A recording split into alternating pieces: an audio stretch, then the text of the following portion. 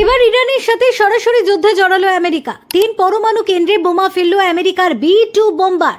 শব্দের থেকেও দ্রুত গতিতে আঘাত হানে এই যুদ্ধ বিমান। এটি চালাতে ঘন্টায় খরচ হয় 1,25,00,000।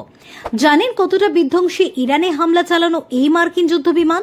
এবার ইরানের আলোচনার রাস্তায় আসা ছাড়া আর কোনো উপায় নেই বলেই ভাবছে আমেরিকা।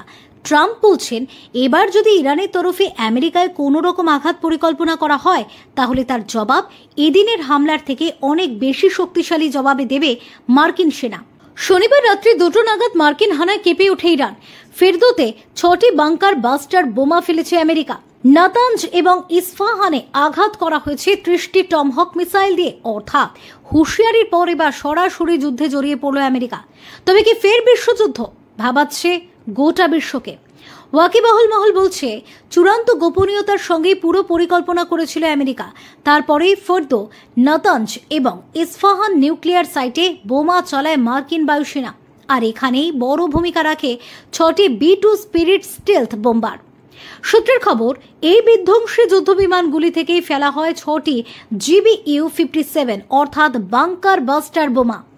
একটি মাত্র B-2 স্টিলথ বোম্বার বানাতে লাগে প্রায় 2.2 বিলিয়ন মার্কিন ডলার, অর্থাৎ 18,000 কোটি টাকারও বেশি। তথ্য বলছে, B-2 উড়লে প্রতি ঘন্টায় খরচ হয় 1,50,000 মার্কিন ডলার, অর্থাৎ 1,25,00,000 টাকার বেশি।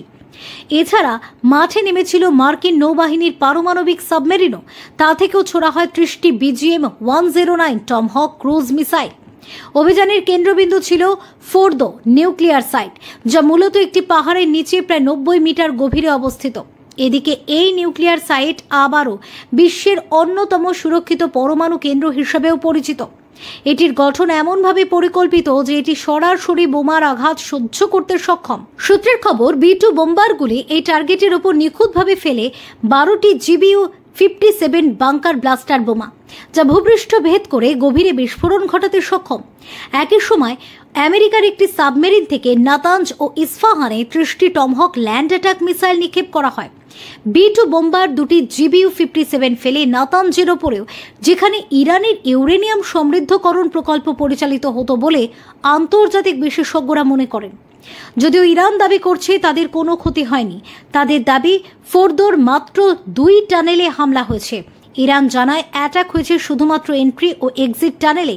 যদিও আমেরিকার দাবি সবই তছনছ হয়ে গিয়েছে। আমেরিকা আরও জানিয়েছে, ইরানের পরমাণু কেন্দ্র থেকে এখন কোনো তেজস্ক্রিয় বিকিরণ দেখা যায়নি। এই একই দাবি করেছে সৌদি আরবের নিউক্লিয়ার এজেন্সি ও তেহরানও। Bureau report, talk to time.